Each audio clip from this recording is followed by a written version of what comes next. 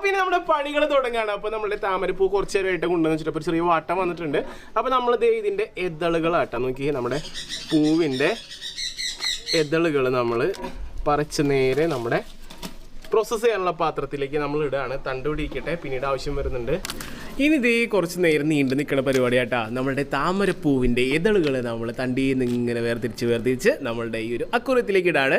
അപ്പോൾ നമ്മൾ മുമ്പ് മീൻ വളർത്തി അറിഞ്ഞ അക്വറിയമാണ്. മീനൊക്കെ ചത്തുപോയി, ഇപ്പോൾ നമ്മൾ കഴുകിയെടുത്ത് വെച്ചാണ്. അതുകൊണ്ട് ഇപ്പം ഇങ്ങനെ ഉപകാരം വന്നു.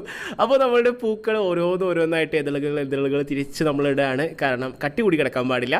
അങ്ങനെ ഇട്ടിട്ട് വരുമ്പോൾ പൂ ഇങ്ങനെ അമർന്ന് പോകുന്നത് കാണാനായിട്ട് പറ്റും. അതുകൊണ്ടാണ് ഇതൊന്നും അറിയാത്ത കുറേ പൂക്കളുണ്ട്. അപ്പോൾ നമ്മളെല്ലാ പൂവും പറിച്ചെടുത്തു. അങ്ങനെ നമ്മുടെ താമരപ്പൂവിന്റെ ഇതളുകൾ നമ്മൾ നല്ല രീതിക്ക് അടർത്തിയെടുത്ത് നമ്മുടെ പ്രോസസ്സ് ചെയ്യാനുള്ള പാത്രം, നമ്മുടെ അക്വറിയാണ് നമ്മൾ എടുത്തിരിക്കുന്നത്, ഒരു ചില്ലക്വറിയം. അപ്പോൾ ഇതിലാണ് നമ്മൾ ചെയ്യാനായിട്ട് പോകുന്നത്. ഇതിന്റെ കൂടെ നമുക്ക് ബൈ പ്രൊഡക്റ്റ് ആയിട്ട് വന്ന നമ്മുടെ തണ്ട്, പൂവെന്ന് പറയുമ്പോൾ തണ്ട് കൂടി ഉണ്ടാവുമല്ലോ. അപ്പോൾ